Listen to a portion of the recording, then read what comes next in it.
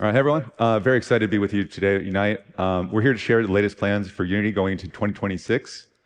And before we get started, need to show you the safe harbor message. So this presentation contains some future plans. So please do not make any purchasing decisions based on these future plans because they can change at any time. And my name is Jason Mann. I lead the product team for the Unity engine. And this roadmap presentation will cover more ground than usual. And in previous iterations, like at GDC and Unite last year, we've been focused particularly on the Unity engine, but we will, of course, cover that engine today and expand your horizons to a variety of solutions alongside it. So how those plans come together, we're going to show you that later today. And to do this, we have the pleasure of being joined with a great set of speakers here. So we have Chris Harden, leader of production verification team. And then we have James Stone, leader of our platforms group, and Rambod Karamanazeda from the leader of our engineering group. So before we dive in, we want to go into the develop, deploy, and grow parts of our roadmap.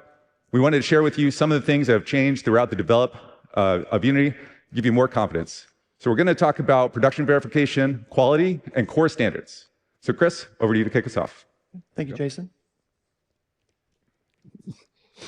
Hi guys, my name is Chris, and I run the production verification program at Unity.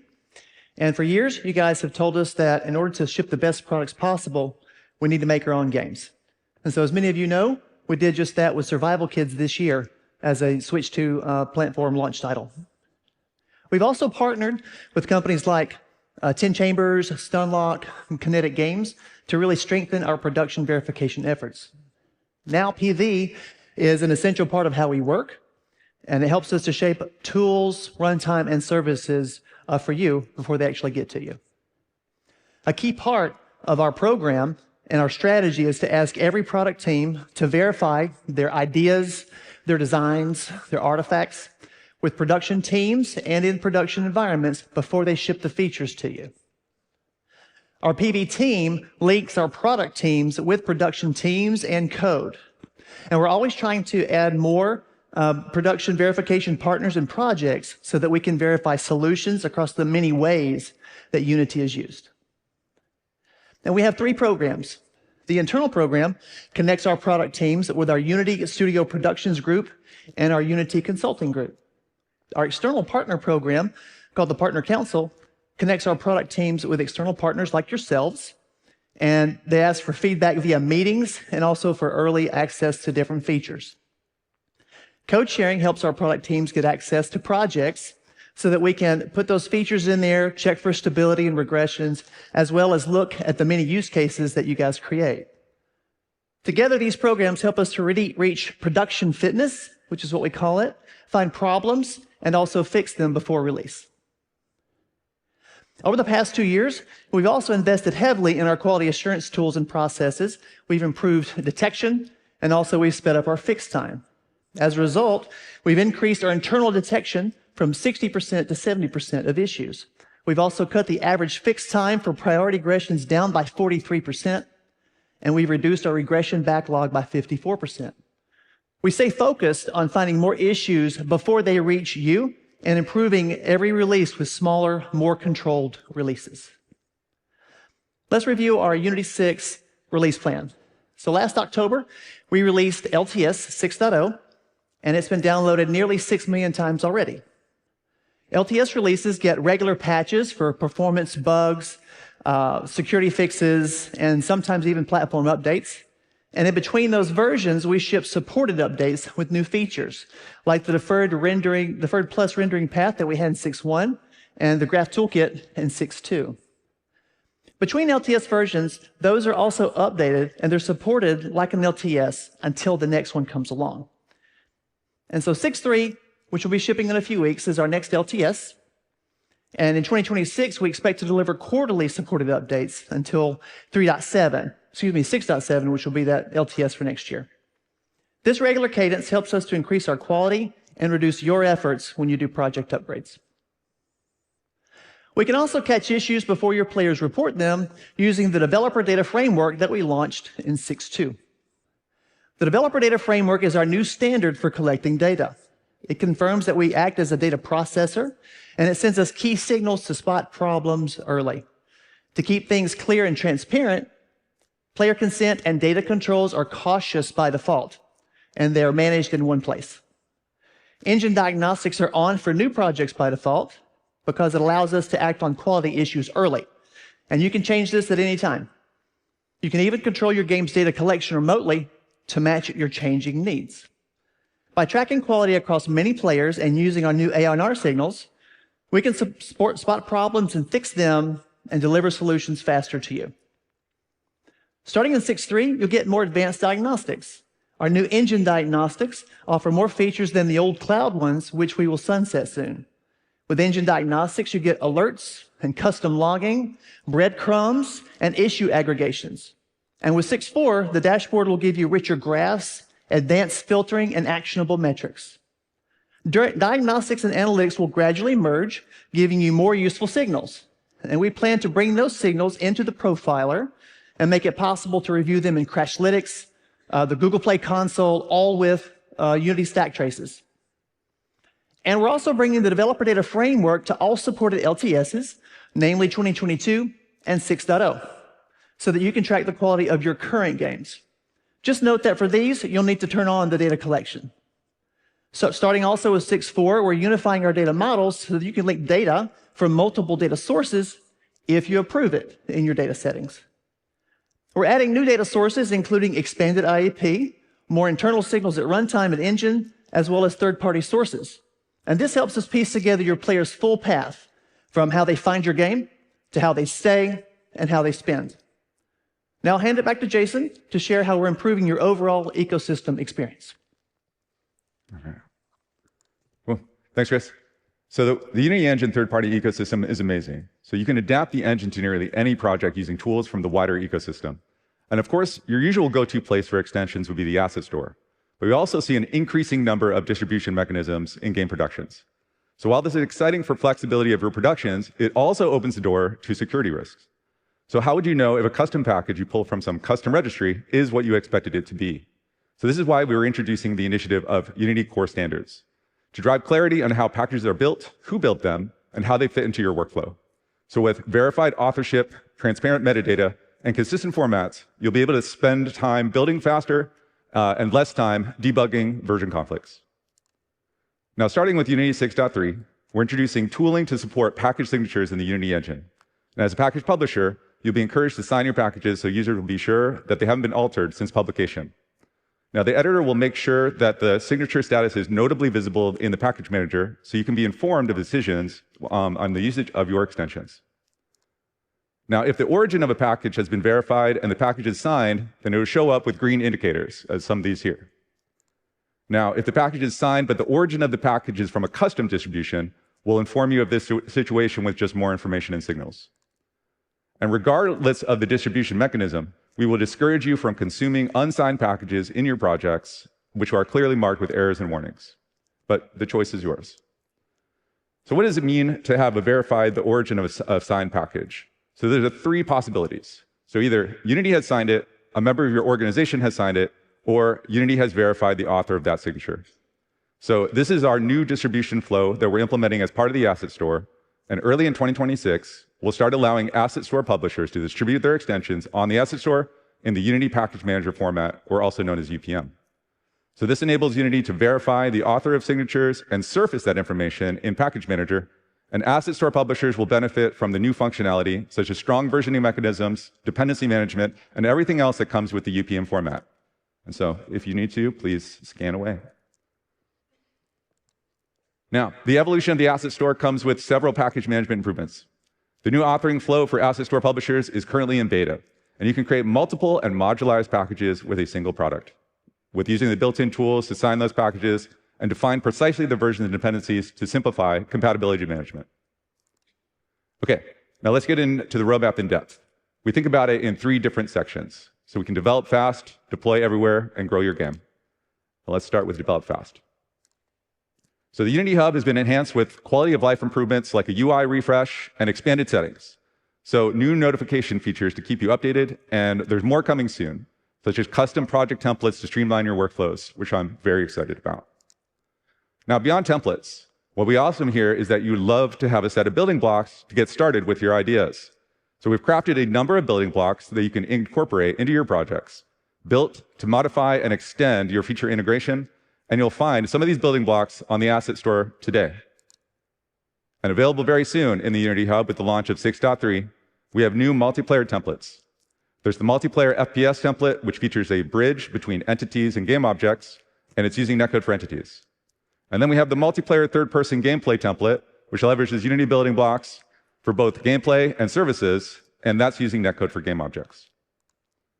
Now, Unity version control has received many improvements for the in-editor experience. So we redefined the editor toolbar to quickly view project status and perform key actions. And in a similar fashion, the hierarchy view now features clickable actions for version control, as well as status icons to quickly identify locked scenes.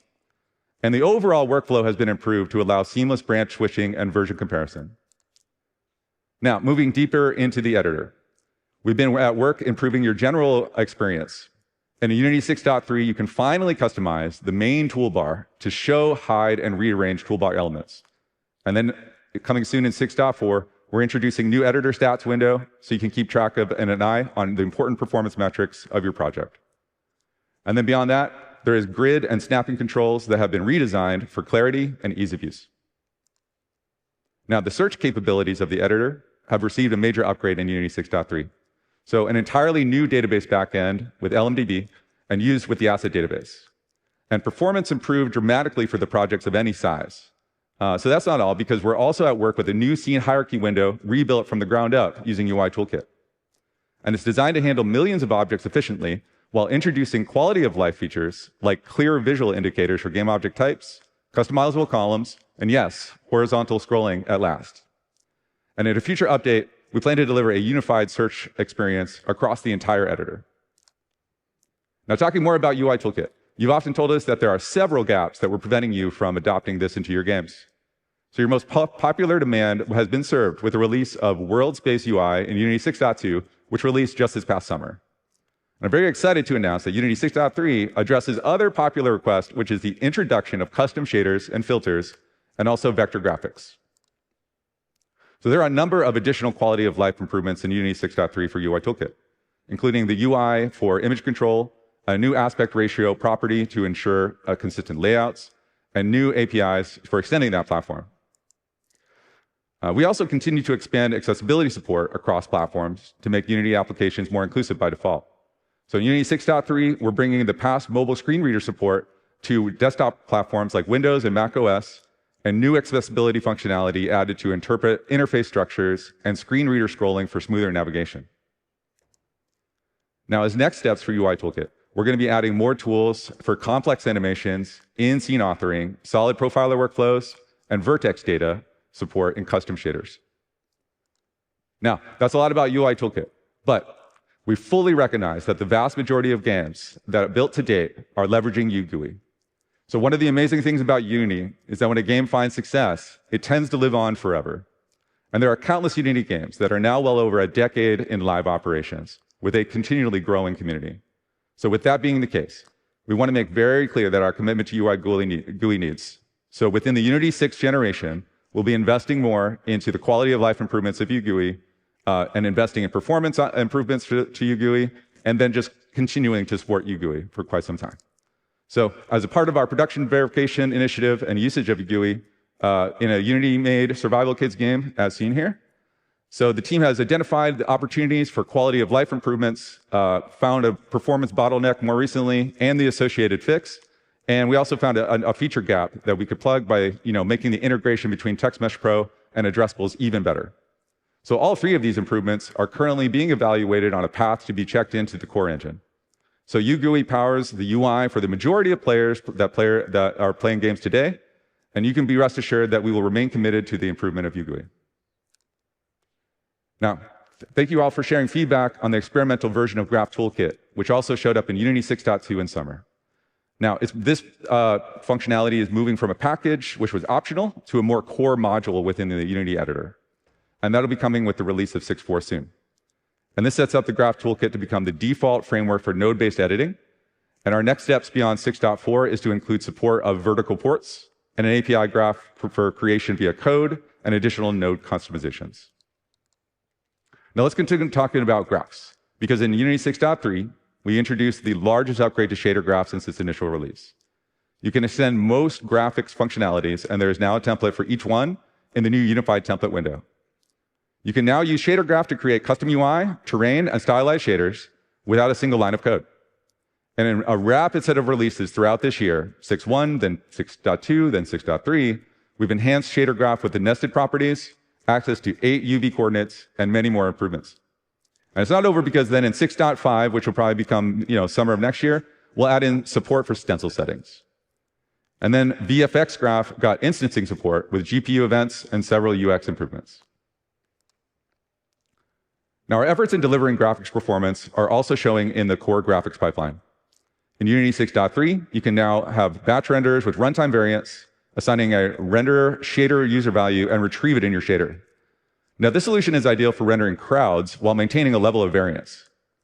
And thanks to the collaboration with Meta, Unity 6.3 also brings on-tile post-processing optimized for XR, and you can run effects like tone mapping, color grading, grain, vignette, and VR. So moving forward, we'll be improving the performance of GPU resident drawer to optimize shadow processing and GPU culling. Now, in Unity 6.2, which already shipped, we've introduced a fast, streamlined workflow to automatically generate and manage LODs for meshes and skin meshes. And based on your feedback, we're expanding control over LOD visualization and extensibility. In a future update, we're going to be integrating new decimation algorithms to generate LODs on import and providing granular control over outputs. This gives you both effortless default LODs and full control whenever you need it. Now, onto the lighting front. In Unity 6.3, it makes it easier to author light maps through UV packing with XAtlas, and low-level control in a new unified ray tracing API.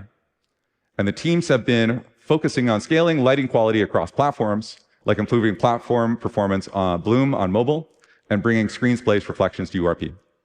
And another exciting area of focus in the development of fully dynamic global illumination in URP through the feature Surface Cache GI.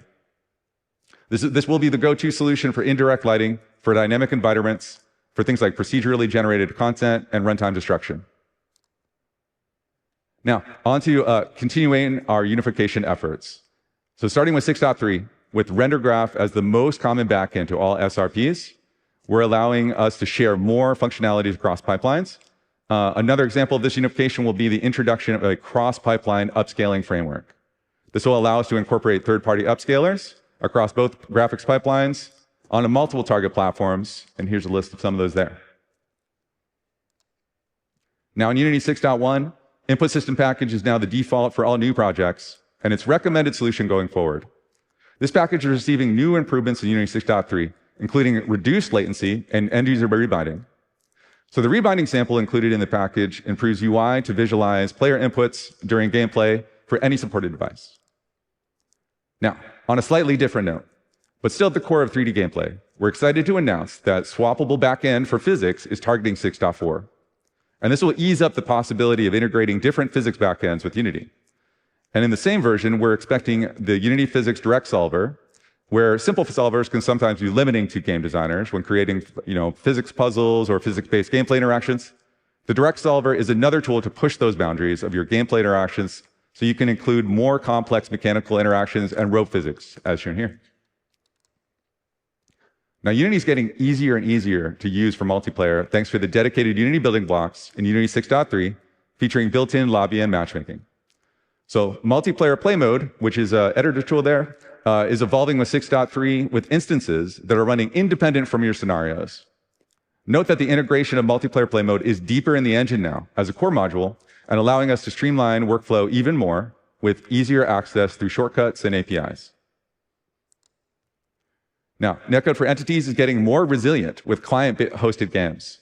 And thanks to the release of host migration service in 6.3, if a host disconnects or gets connectivity issues, you can transfer the role to another player in the session. Now, the new network profiler module makes the debugging traffic even easier with visual debugging tools. And moving forward, we're still committed to bring you a unified netcode experience based on the most advanced features of netcode for entities, but also available to game object-based gameplay. And on the matchmaker front, we're making progress to deliver high-performance matchmaking with more control, visibility, and customization options. So enhanced observability tools will let you track and understand every step of the matchmaking cycle and help you fine-tune rules for fairness, speed, and player satisfaction. Create custom matchmaking logic with conditional backfilling support, and fill gaps in your multiplayer sessions to balance your teams or fit the unique needs of your game. Now, we've said many times in past roadmaps that we're planning to work on robust solutions for turn-based multiplayer. Now, the team is hard at work upgrading our cloud code service to provide all the functionality needed for card, puzzle, and idle type games, and straight out of the box, and we're going to have that in a very effective way. So improvements push us to elevate the various game backend features into more cohesive workflows, and so you can implement social and live ops features faster. So first, we're adding some new Unity building blocks so you can incorporate leaderboards, achievements, and player accounts into your projects in minutes. And thanks to the addition of standardized JSON schemas in the game backend, you can ensure data integrity across those transactions. And then finally, we're opening triggers to third-party services through webhooks, so you can extend your game backend with the best solutions to the wider third-party ecosystem and securely store your credentials in a secret manager. Okay, now let's get some time in for 2D graphics workflows. In Unity 6.3, the 2D renderer supports rendering mesh render and skin mesh render components using 2D URP workflows. This introduces the ability to incorporate 3D elements into your 2D games while receiving lighting from 2D lights and interact with sprite masks and be sorted with sprites. And then in a future update, the team is working to provide APIs and dedicated injection points for 2D URP graphics pipeline to further extend and customize the rendering process. This opens the door to new possibilities, such as 2D lights, adding both pre- and post-processing passes, and unlocking greater potential in your 2D games. Now, on the tile-map side of your 2D games, we're adding in 6.1 earlier this year, we had ASprite importer supporting for tile map authoring. And at import time, ASprite importer in tile set mode will generate all the necessary Unity tile map assets. The sprites, the sprite sheet, the tiles, and even laying out the tile palette so you can immediately get to painting. So then in Unity 6.3, we've introduced Sprite Atlas Analyzer tool, which finds inefficiencies thanks to built-in reports identifying common issues. This tool is a result of integrating Unity Studio Productions work into the engine and is a perfect example of how we intend to accelerate engine development from Unity production verification. Reports can show you a coverage of your Sprite Atlas in your project, source texture compression data, a number of Atlas pages, the space wasted, sprite counts, and more. So then in Unity 6.4, we're adding a Sprite Atlas Runtime API to optimize your Atlas strategies when used with dynamic or procedural content. And then by getting more flexibility at runtime, you'll be able to reach new levels of complexity without sacrificing performance. Now, 2D bone-based animation got a lot of love in Unity 6.3. The 2D IK system can now be multi-threaded and runs faster than ever thanks to both the job system and the burst compiler. And coupled with smart caching techniques and local optimizations for particular cases, we observed notable performance gains on both CPU and GPU. And Unity 6.4, we will complete that work with focused improvements on axis-aligned bounding box calculations that often come and become a key bottleneck and with numerous detailed characters. Now, for very advanced 2D solutions, we've added a new but optional low-level 2D physics API, all based off of the new Box 2D version 3. And this is a new API that empowers developers with direct access to powerful new physics system, providing ability to write your own components. So this new API is independent from game objects, and it allows you to support parallelization through jobs and ECS-friendly data structures in case you need it. The low-level 2D physics feature can also scale a massive amount of objects and provide a powerful query system to handle that complexity. Okay, now switching gears a bit to compiler optimizations. Now, as of Burst 1.8.25, that released ahead of Unity 6.3, Burst now supports cross-CPU architecture with floating point determinism. Determinism has been one of the most consistent, top requested for multiplayer games developers since it helps implement gameplay strategies that limit bandwidth, reduce gameplay latency, and it also allows preventing cheating through client modding. Now, even if ECS and Burst can be deterministic, many things in Unity can actually break that determinism. So we've been preparing a version of Galaxy Sample, as seen here, that demonstrates that determinism, and we plan to extend its use to both physics and netcode in the future. Now, the team is improving the build size and runtime performance when compiling with ALT-CPP, so as to improve our support for web and mobile platforms. Okay, now, during our various roadmaps over the last couple of years, we shared our investment that we've been making in evolving the foundations of our Unity core engine as we prepare it for the future. Now, some of this work, like the transition to Core CLR, requires changing the engine architecture in various ways. Now, your feedback has been very positive, and while raising questions about the potential challenge to upgrade your projects through these challenges, our goal is to deliver value to you more frequently. So our plan is to ship higher quality and incremental releases that are easier to upgrade to, and we've been hard at work polishing these plans. So I'm excited to announce that for most of our most innovation projects, we found ways to deliver the changes through incremental updates of Unity throughout time here. We have paused some other ambitious work, like our new animation and world-building workflows, and this gives us space to accelerate the landing of these foundational architecture dependencies, which amplifies the scalability of the entire engine. So one of those updates is the migration to Core CLR, which is replacing the former Mono.NET solution, and Core CLR is Microsoft's latest and greatest VM for C#, meaning you'll always be at the cutting edge of performance. We found a way to progressively land Core CLR in several milestones across the next year, and many of those will be in 2026, so internal at first, and then you'll get through validation all the way to the end. And we expect an initial Core CLR-based player for desktop to be available at experimental phase by 6.7, and followed rapidly by a Core CLR-powered editor and an updated Alta CPP targeting modern .NET. Now, the convergence between entities and game objects is following a similar incremental path in Unity 6. In 6.4, ECS becomes a core package of our engine, allowing teams at Unity to leverage its power more easily and to accelerate its development. And then in a subsequent update, we will unify transforms between game objects and ECS, allowing you to write optimized ECS systems that are manipulating game objects without doing any game re-architecture. Now, once that milestone is reached, the next step for us is to deliver common IDs for game objects and ECS so that you can simply attach an ECS component to a game object, which simplifies dramatically your ability to use ECS in your games. Now, on to the next part. I want to bring back onto the stage Chris Hardin. Thank you, Jason. Today, we are introducing Agentic AI Tools. Our agents act as co-developers, and you can consider them to be a part of your development team, helping you to go faster from concept to delivery. Our focus is on 3 pillars: infrastructure, context, and workflows. So let's look at infrastructure.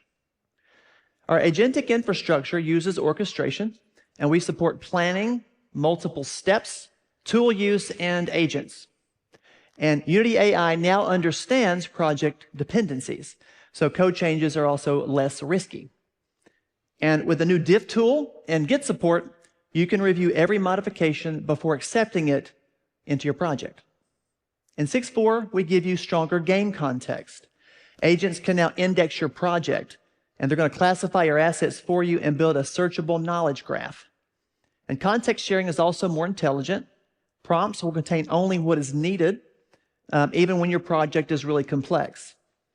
And so your agents will have the right information instead of getting overwhelmed by too much information. We'll also support visual inputs, so you'll now be able to send screenshots of the editor or your scenes and more. And these combine to give agents deeper, more precise, and highly relevant context to your project. Similarly, agents will also be able to read your profiler data and find performance problems and suggest optimizations. And this will help you and your agents make a more performant game, which is especially important when you're shipping on multiple platforms. We're adding experts directly into the editor workflows as well. Our new UI Builder agent will support text-to-UI toolkit layouts, and our new QA agent monitors console logs to help you catch errors early. And finally, we're bringing asset generation directly into our chat interface. We can now generate UI and skyboxes, 3D meshes and textures, effects, and more. These, along with the other workflow improvements, enable you to prototype and develop faster. That's all for our development section. To talk about our constant efforts to give you access to the widest range of platforms, I welcome to the stage James Stone.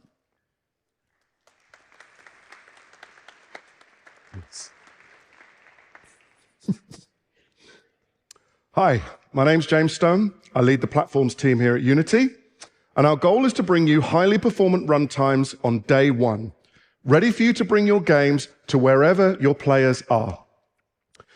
Whilst our focus has historically been purely on the runtime, going forward, you're going to see us do more to help you iterate and publish faster to the 25+ platforms that we now support.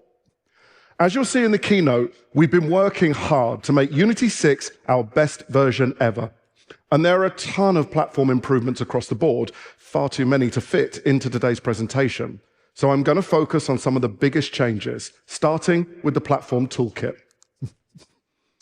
Like many of you in this room, I'm a solo indie developer too. And when I made my first multi-platform release, I had no idea how to target and manage all of the different SDKs simply because I'd never done it before. It's a common problem for developers targeting multiple platforms, especially consoles. Having to rewrite integration code for each one, managing all those SDKs can be tricky, especially if the knowledge you need is actually behind an NDA. It's difficult to know what you need to know ahead of time. And this means a lot of boilerplate, branching, manual testing on devices, and especially if you want to bring an older game to a newer platform. We've seen great games struggle to launch on new platforms simply because of the amount of rework needed to integrate new APIs, workflows, and pass their certification processes. I've been there myself, and I'm not going to admit to you how many times I've failed certification. Platform Toolkit is a new API that abstracts these common features. You write your integration code once without needing any platform-specific code or conditional compilation on any current or future platform. The goal is to help you write less code, pass certification more reliably, and bring your games to more platforms with less friction. So let's break down what this means for you in your day-to-day workflow. With Platform Toolkit, you can build and test all of your user and platform workflows directly in the editor. You can configure achievements and test unlocking them without even needing a dev kit or a device. You can build and validate all of your UI for handling users and edge cases, like a user change, a storage issue during a save, without making a single build. And the best bit, when you're ready to ship on a new platform, you simply install the platform support package and you're done. And we've worked directly with our platform partners to ensure that these are cert compliant and production ready. And our sample projects have passed certification on Xbox and Nintendo platforms already, with more on the way as we lead up to launch. We've seen it take as little as a few hours to integrate Platform Toolkit into an existing project. So now you can reach more platforms easier than ever before, pass certification more reliably, and reach many more players. When we launch Platform Toolkit in 6.3, we'll support the most commonly needed features to pass certification, along with a capability system to help you know at runtime what features a platform you're targeting actually supports. We've even built a data store API so you no longer have to write your own save systems. And this is just the start. We'll keep adding more features, and we want your feedback on what we're going to build next. At launch, we're going to support most major platforms, with more coming in the future. So now, let's take a look at one of the exciting platforms you can target now with Platform Toolkit.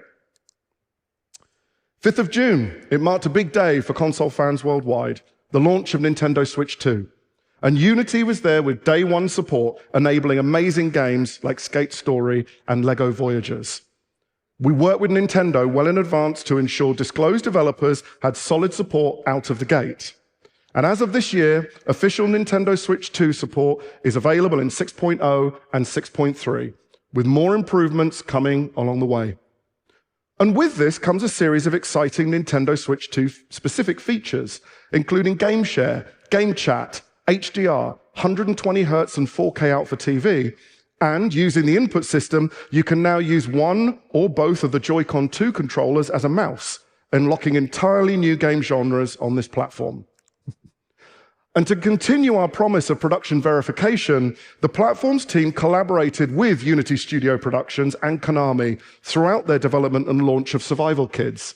And their direct feedback bolstered the platform support for all other disclosed developers, with proven tools ready for production. But Nintendo Switch 2 wasn't the only big launch this year.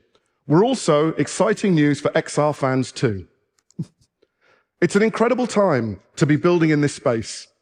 Innovation is moving fast, and our mission here is simple: to give you the tools to create immersive spatial experiences that will help define this next computing platform. In July, we launched official support for Android XR, and enabled over 30 Unity apps to launch on day one when Samsung released the new Galaxy XR headset. In 6.3, developers will have access to even more features.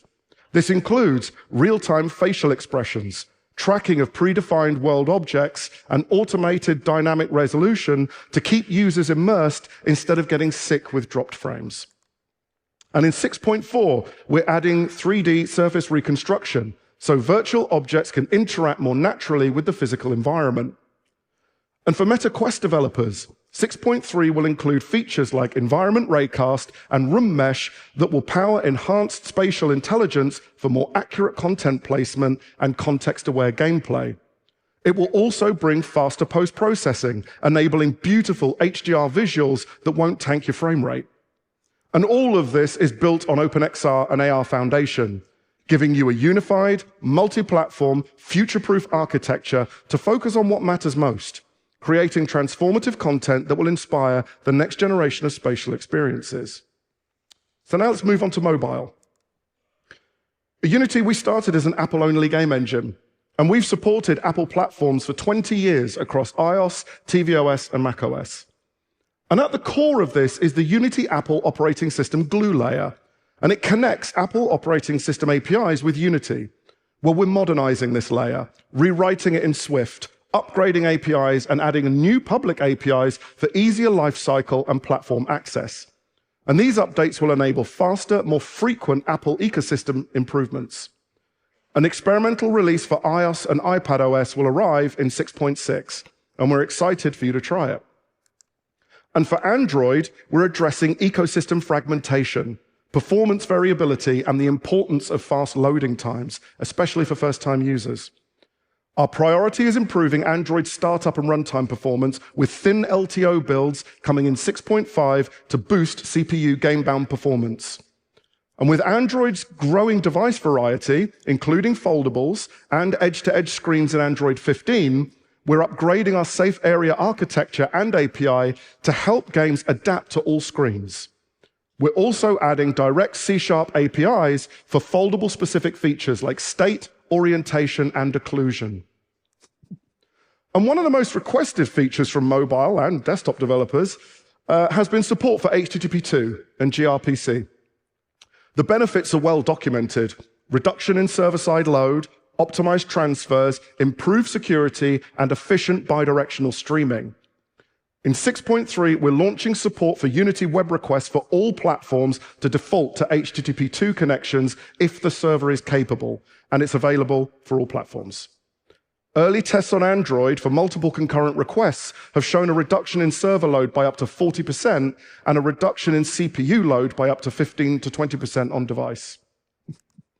Additionally, in 6.5, we'll be extending the Unity Web Request API to add capabilities that will enable connections to a gRPC installation, with the addition of a streaming handler that will allow the gRPC implementation the full control of the data stream that it needs. And we expect to support all platforms, starting with mobile and desktop. Now let's take a look at some graphics improvements, starting with shader management. The new shader build settings in 6.3 can be used to quickly optimize your shaders for faster project builds. You can override these settings on a per build profile basis to easily tune between build time and runtime performance. This system allows you to easily convert and strip shader keywords without modifying the original shader source.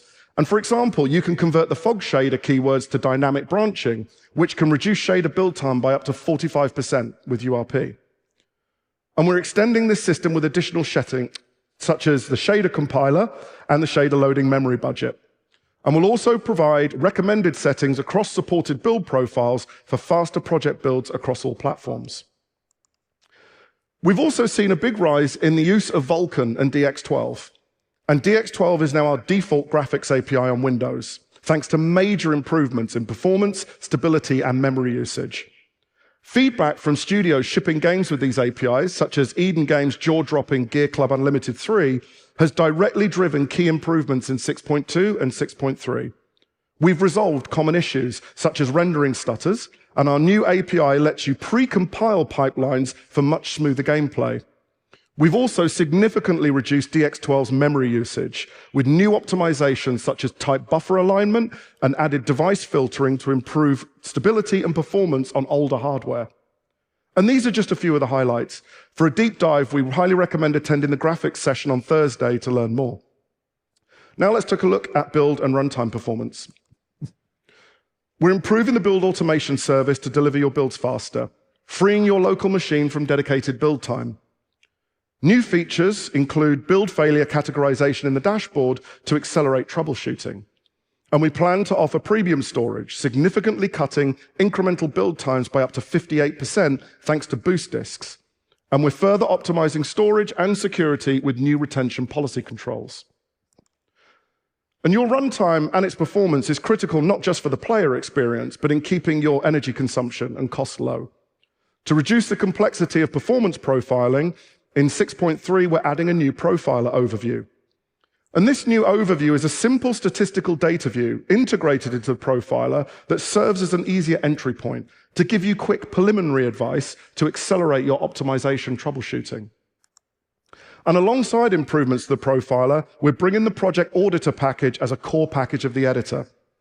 Project Auditor statically analyzes your projects to find common errors and issues.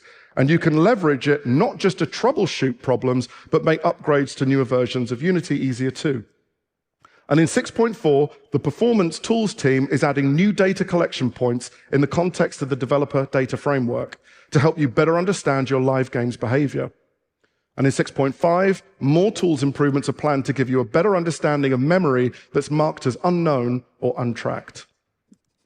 And last but not least, the ongoing performance of your live game is affected by the patches, updates, and the new content that you deliver. And we know many of you rely on addressables for this. We're doubling down on build and distribution documentation, errors, and warning messages. We know these areas are critical for operating your live service games, and we've worked our way through over 100 pages of documentation to make that happen.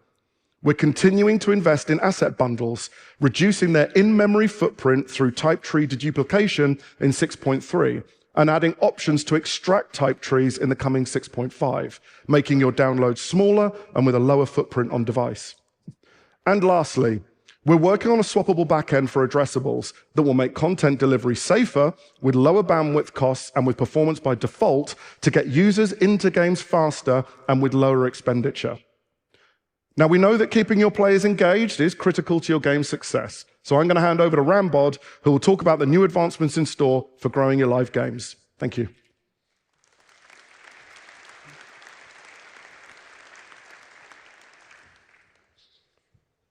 Hi, folks. My name is Rambod. I'm the Senior Director of Engineering for Live Ops at Unity, who effectively build tools to help you run your live service games. You know, Unity itself is very invested in helping you run live service. Like we heard today, we can help you with development, deployment, as well as live service. But it's a super broad area, so today I'm really going to focus on in-game economy management and in-app purchasing as well. So when you think about it, operating in-game economy is a cornerstone of operating a live service game, and that's a big area of focus for us. About 4 years ago, when we shipped UGS, or Unity Gaming Services, to general availability, we had a game economy product. But the feedback we got was loud and clear. The product was not fit for purpose. It was too rigid, it was outdated, and it was really hard to maintain. To give you an example, if you wanted to have stackable items, you couldn't do it. So the only way to do that is to express that as a currency, which then you can imagine if you have a game with potions, that's now a currency. The entire mental model of transactions and purchases and everything just completely falls apart. But the initial hook was there. You wanted better tools to help you operate the in-game economy, which is what we've been working on over the past 3 years. We've broken the problem down into essentially 4 key components: in-app purchasing, content and configurations, state and entitlements, and lastly, the data to power your decisions as you're creating your games.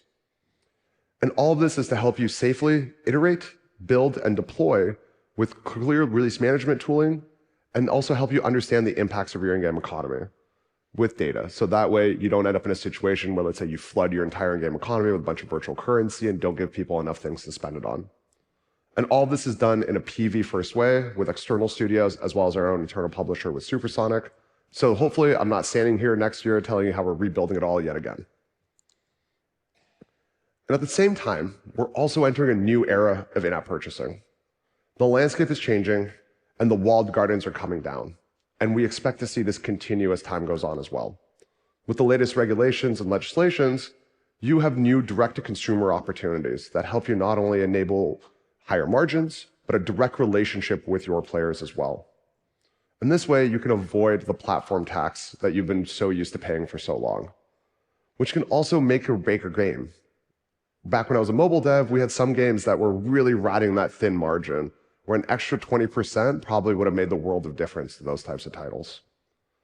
And this, we hope, will also help you negotiate better rates with payment providers, because we want to lower your friction for switching between them. So that way, you can always get the best rate and choose the best provider for your titles as well. And you can also offer more flexible payment options for your players, because we do know that different player cohorts are going to respond differently to different purchasing opportunities. And this is all to put more money in your pocket to help you increase your margins, which in this environment is beneficial for everyone involved. And this is also why we're bringing in the next iteration of in-app purchasing.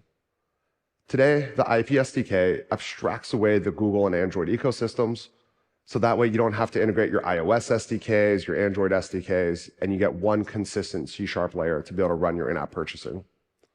But we're bringing the same philosophy to alternative transaction processors and web shops, where you get one standard C# interface, as well as an abstracted away backend.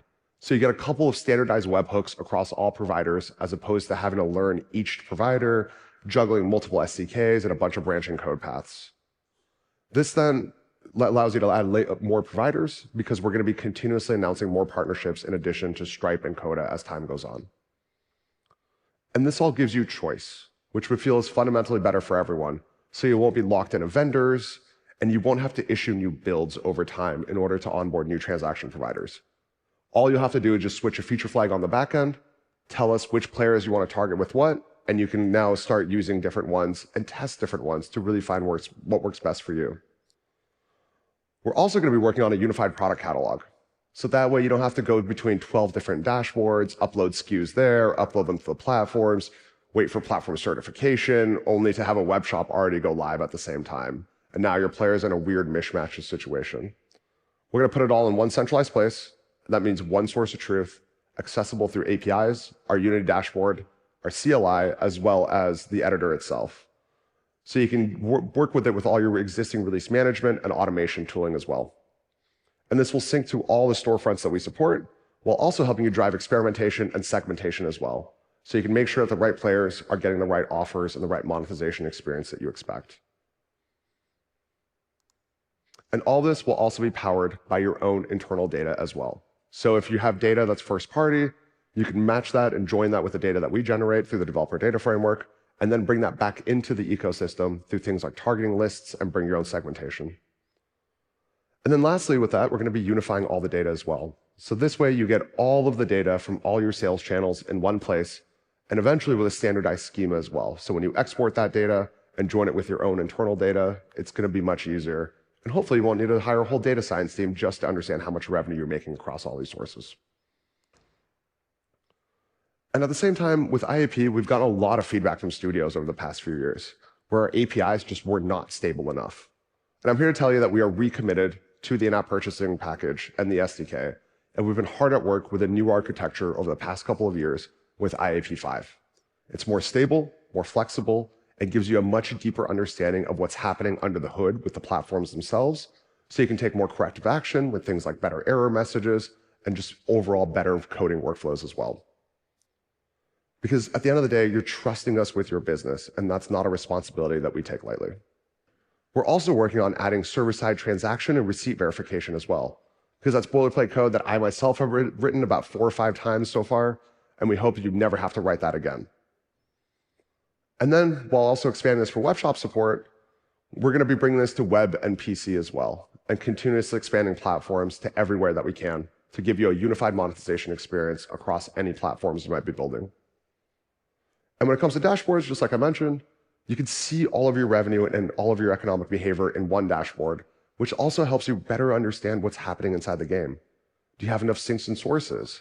And if you have diagnostics enabled, if there's a crash, what is the impact of that to your player engagement, retention, and monetization?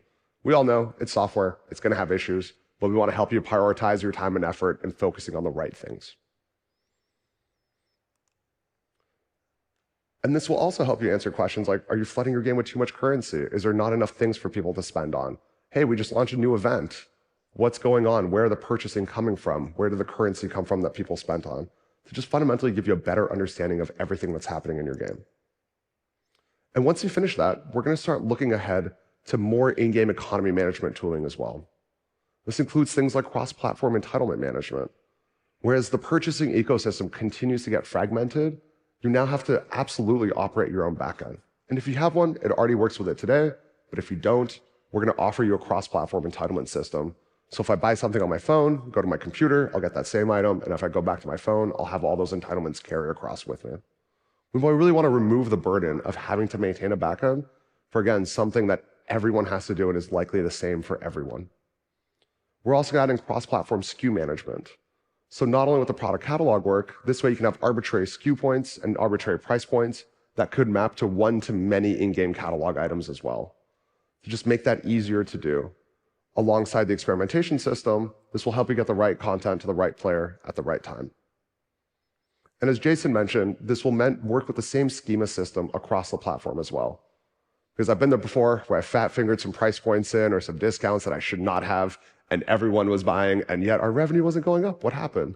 So this way, you can rest assured that no one can go in there and mess up some data by accident to help you prevent things like fat-thumbing some mistakes in the live experiments. And lastly, with experimentation and release management, we really want to help you release your content safely, because we know after running live service, you're working with much more condensed release timelines, and you're running a content treadmill constantly, which adds more risk to your business. So we want you to be able to stage those releases and get them out the door much more quickly, which will all be powered by our new live content system. This is going to be built on top of our cloud content delivery product, which has proven to be remarkably stable over the last 6 years. And we're integrating the remote configuration functionalities of Unity's remote config offering, bringing you better experimentation and segmentation tooling, as well as better release management and environment support as well. This will help you get your content from the editor with development environments set up, so that way you have working in fully isolated content environments where, for example, my changes can't impact James or Chris's. You can then migrate that to QA and actually set up access controls, so only certain service accounts, perhaps through automation, or certain people on the team are the only ones that can be able to do that. And at that point, you can use our deployment window or a CLI to move that to production and stage it there, but not actually expose it to real players. Only exposing that to your QA teams, so you can do one last smoke test in production and stage it all to go live at a point in time. This way, everyone isn't waiting around at the office at 9 p.m. on a Friday night waiting to hit deploy, and something in the pipeline eventually breaks, and now it's a fire because we're behind on our event. And of course, when things go wrong, you can always roll this back, because once it's deployed to the CDN, it will all be immutable, and no one can touch it. So you can rest assured that if your production release is working, you're going to continue to be able to sleep easy at night. And with better release management, with better automation, this means you can release faster. And when you're running live service, you have to be able to do this constantly, which then means being able to target and segment your players and give them the right content, which again will be backed by our new segmentation and targeting system. They'll be fully open-ended, available to you regardless of what analytics provider you use or where your data is coming from. And this is really when the data comes into play. We want to give you more data where you work, which means better integrated into the editor. So like was talked about earlier, you can actually get your crashes from Diagnostics into the profiler and things like cloud profiling as well, so you can better understand what's happening in a production setting in a world where you're dealing with over 30,000 types of mobile devices. And between Diagnostics and Analytics, we're starting to elevate data to a platform feature and just make that a feature of Unity itself, which means every feature and every service that you use will be generating rich, structured, and contextual telemetry if you enable it. And all of this data will go back into your hands with out-of-the-box dashboards, as well as data export, so you can bring that into your own data pipelines and do with it whatever you want to. And that way, too, through the developer data framework, depending on what you want to do, we'll always respect your controls and we'll only use that data for purposes that you enable us to do so. And this also means with the open-ended segmentation system, you don't need to give us your raw data. You can give us things like target lists Just a mapping of identifiers to a segment ID that only you understand, which potentially doesn't make any sense to us. But that way, again, the data is within your control because fundamentally, it is your data. And at the same time, we want to give you value back to the whole community by the data that is shared with us. Because we know, after having shipped mobile games, for example, going to a new territory means a whole new set of devices. Answering questions like, what should my min spec be, can be impossible to understand, especially in a fragmented Android ecosystem. Because you want to know, how much money am I leaving on the table by omitting, let's say, this type of device? And that's the type of data that we want to put in your hands if you are willing to share your data with us as well. So that way, with things like benchmarking, where we can actually tell you device spend, device retention, and engagement across the geographic regions, and help you answer questions like, is my day 7 retention good or bad? I know what it is, but I don't know if that's where I should be focusing my time and effort, or maybe my day 3 retention or day 180. Those are the types of questions we want to help you understand by giving you access to the wide variety of data sets at Unity. And now, I'll hand it back to Jason to close us out. All right. Well, thanks, Rabbi. And if everyone wants to join me, we're actually at the end. So we just wanted to put up here a bunch of highlights that we're very excited about, and we hope you are too. So first, I just want to thank everyone for coming, seeing the roadmap. I want to thank our speakers as well. So we hope you have a really great Unite, and thank you for building games with Unity. So, cheers, everyone. Fantastic.